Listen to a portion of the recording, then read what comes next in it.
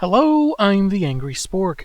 You may have heard of a little franchise called Teenage Mutant Ninja Turtles. What started out as silly drawings by the creators morphed into this gritty parody inspired by other comics. Most well known would probably be the kids' cartoon it spawned, with a lot of silly action and a reporter that wore a jumpsuit for reasons nobody asked, because she's hot. To say the franchise became a merchandising juggernaut because of the show would be an understatement. It's why other companies tried to mimic their success with stuff like Street Sharks or Biker Mice from Mars. Sure, you had the usual stuff, lunchboxes, apparel, video games, but there was a veritable continent of action figures and playsets, some you might not expect. Sorry, they looked so disturbing, like they were trying to steal my soul.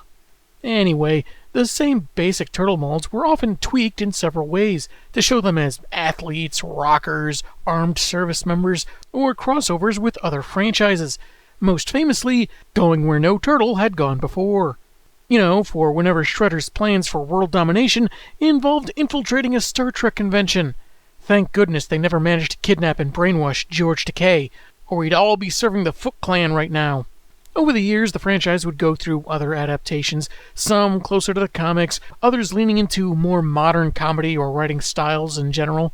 While I'm not looking to analyze each adaptation, it goes without saying that some were less happily received than others. They're monsters!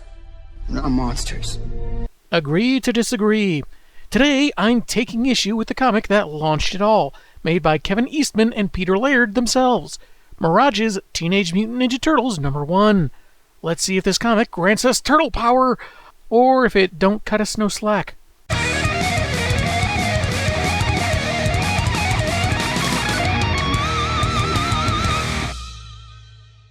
The cover has become quite iconic.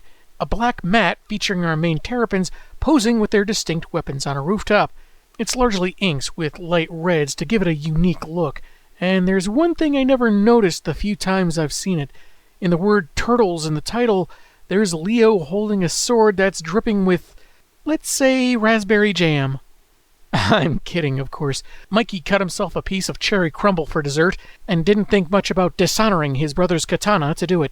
However, the scans we're looking at are of a 2005 reprint, with the wraparound cover featuring different designs for our heroes from 1992. Also pictures of the creators back in 1984, when the first editions of the book were printed up. Don't know, I've gone cross-eyed.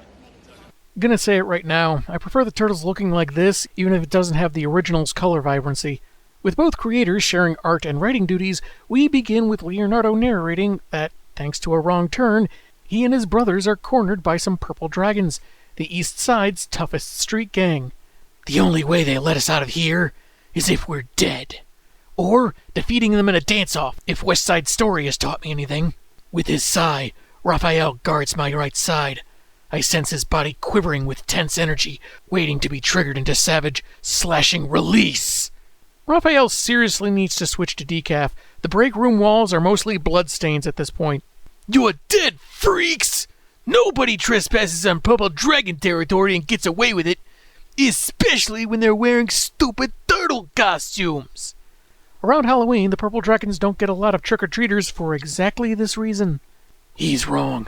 We're not wearing costumes. Teenage Mutant Nudist Turtles. Leo notes how these thugs may be young, but they've been toughened by various street fights, beating everyone they've encountered until now. The first three are taken down by himself and Donatello, and when they start opening fire, Raph seems to impale two more before punching a third. Raphael loves this stuff. Oh, that brother of mine and his whimsical, endless thirst for the enemy's blood. Feeling that even freaks can bleed, and since their bang-bang shooty-shoots didn't work, one goon suggests resorting to their knives. Save yourself! Your firearms are useless against them! But Leo's narration retorts that, yeah, they can bleed, but so can the dragons. Which is a little weird because obviously the goons can't hear his narration. The 15 members of the gang are down, most or all presumably dead, and by the time police arrive, the turtles have already made their way to a nearby storm drain. Maybe the cops could be their allies, but aren't likely to understand the ninja, so they head underground, Leo figuring Master Splinter will be pleased that their first major skirmish ended in their victory. He has to specify major skirmish because of that time they got banned from the Jamba Juice. Returning to their lair, they inform Splinter of their battle, and he congratulates them. Seeing this as a sign that they are nearing the peak of their ninjutsu, the old rat decides it's time to tell them of the mission for which they've spent 13 years training. To help understand its purpose, he needs to tell them of his life and how his sons came to be. Ah, geez, the rat's gonna talk to the turtles about the birds and the bees. And he has slides! Run, turtles, run! 2 decades back, Splinter was a young rat kept as a pet by Hamato Yoshi, the best of his clan. Yoshi thought it was funny that the rodent would mimic his movements during training, but it turns out Splinter was actually observing and learning his ninja art. Imagine how different things could be if Splinter was instead just put in front of the TV to watch Naruto. The turtles could have learned the Shadow Clone Jutsu! Yoshi was part of the Foot Clan, the most feared assassins in Japan, and one of its most famous members. Kinda weird that assassins would be famous, but okay. He had a rival with whom he competed in all things, Oroku Nagi, and this included fighting for the affections of a woman named Tang Shen. Yoshi, of course, won her heart, but Nagi was the jealous sort, demanding Shen love him instead. When she refused, he began beating her. And not to make light of the situation, but the line work makes her look like she's wearing an X-Men costume under her robe. Maybe it's to curb any implications of nudity? Anyway, Yoshi arrived as the attack began and gave Nagi a taste of his own medicine. And then some. Unfortunately, Yoshi had dishonored himself by killing a fellow foot and had to pay the price. Here's 50. And to your change, and we thank you. He had to either perform seppuku and end his own life, or hightail it to another country with Shen and start over. Shen tried saying that she had put a hit out on Nagi for attacking her and her man just fulfilled the contract, but the Foot Clan's legal department saw right through her. Taking a few belongings, including Splinter, Yoshi and Shen went to New York City, where he formed a martial arts school and did pretty well for himself. Meanwhile, in Japan, Nagi's 7-year-old brother Saki promised to avenge his elder sibling, and the Foot used his hatred over the following 11 years to train him intensely, the lad's fury intensifying as time passed. When he turned 18, he becomes so proficient and such a good leader, the Council of Feet, I guess, chose him to lead a new branch of the clan in New York, and within a year he'd already established a formidable force in the city. Their first big success was taking out original Ray's Foot Clan. There were 3 locations in Queens alone. One day, Yoshi returned to his apartment to find it wrecked and Shen dead. He spots her killer, but this skilled ex-assassin just asks who he is instead of, I don't know, attacking him? Men call me the Shredder, because I am the best guitar player in the city's entire garage band population. After admitting he's Oroku Saki, he cuts Yoshi down and leaves. Splinter's cage was broken open in the earlier fight, so he was free, but pretty bummed about his dead master. He took to the streets, eating scraps and fighting off alley cats, until one day a blind man crossed the street, right into the path of an oncoming truck. Here's an appealing fellow. In fact, they're appealing him off the sidewalk.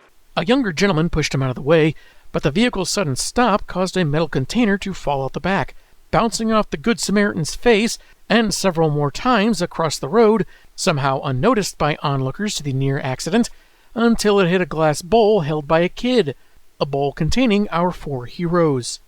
It must have been one of those rubberized metal alloys to bounce around so much. The turtles fell into a nearby manhole, their landing softened by some sewer debris, but the canister broke on impact, releasing a glowing green ooze that the 4 infant shellbacks crawled around in. Though not exactly knowing why, Splinter followed them down, placed them in a coffee can, and took them to his burrow to clean them off, getting the ooze on him in the process. The next morning he found out not only had his new charges doubled in size, but he had as well, if at a slower rate, and he'd also become more intelligent, all because of the mysterious contents of that canister. This is the weirdest ad for athletic greens I've seen yet. After about a year, the turtles had grown to their current size, following Splinter wherever he went, and eventually began speaking, first his name, then other words. Radical! Pizza? Moto Guzzi! Star Trek! Maybe those crossover toys made more sense than I thought. When they began standing upright and copying his movements, he began training them in both armed and unarmed combat, ethics of the warrior's code, stealth, and everything else he knew of the world. Like getting amazing deals at Crazy Eddie's Discount Electronics Hut, across from the pretzel place on 3rd. The good pretzel place on 3rd, you know the one.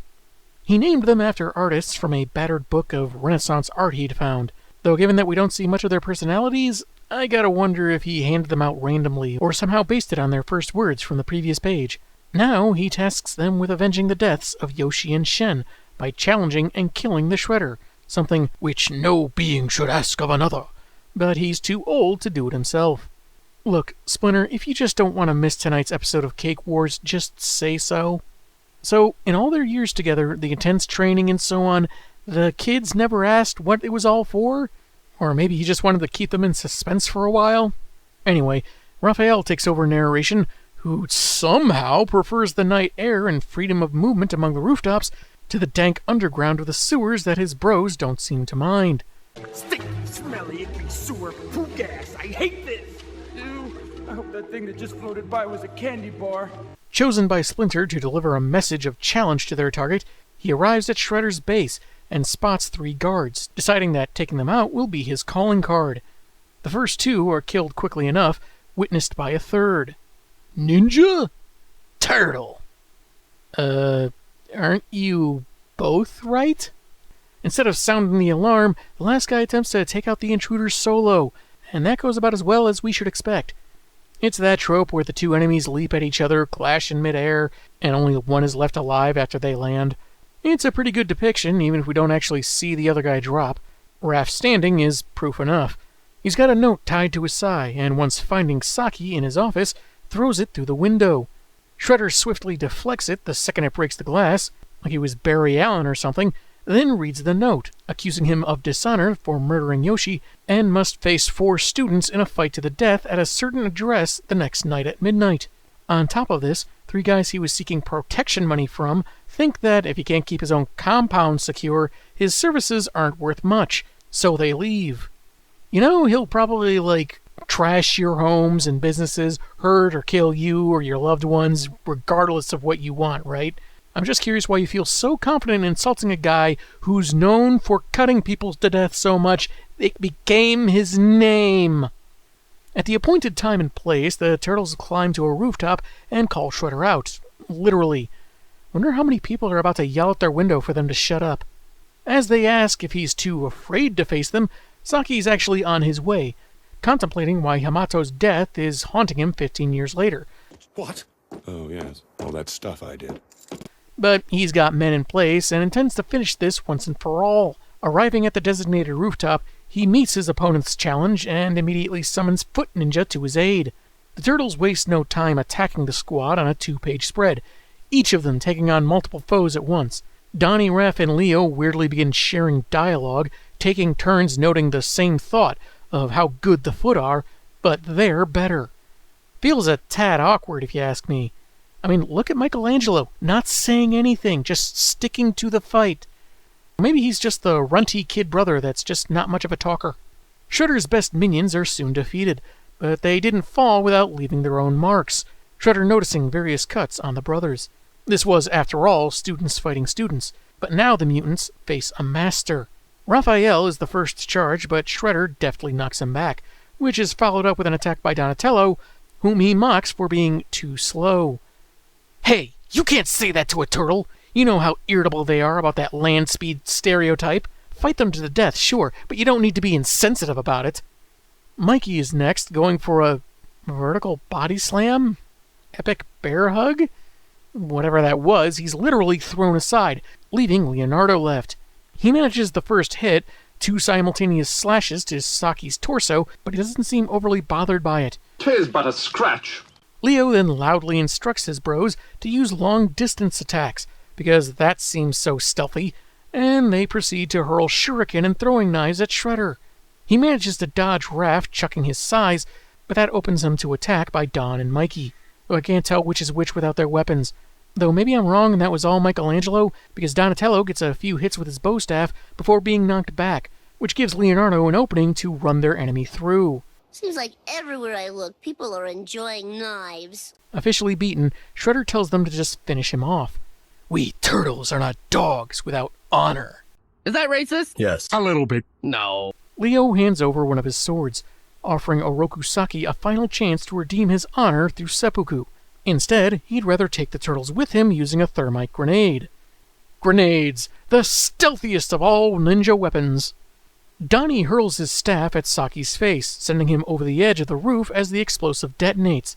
Silently, I guess, with only a bit of lighting to indicate that it went off at all. I didn't expect my last joke to be taken so seriously. Anywho, the turtles are all tired, and with their mission complete, they head home when they notice something in an alley. One of Saki's pointy gauntlets. It seems that the Shredder has been shredded.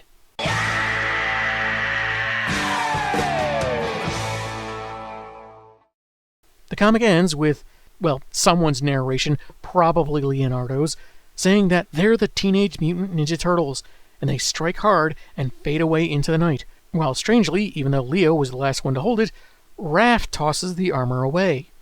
And we never saw Shredder again. That was the first ever, reprinted, issue of our Heroes in a Half Shell, and I thought it was pretty good.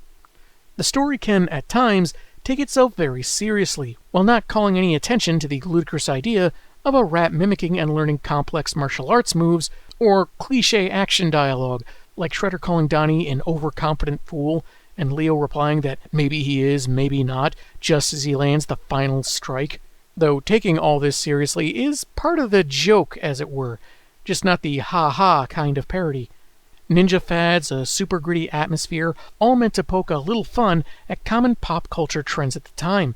Despite that, it doesn't feel at all dated. The 80s cartoon has a lot that makes it a product of its time, like Mikey's surfer dude dialogue, but this story sticks with its premise without getting bogged down by affectations of media or trends.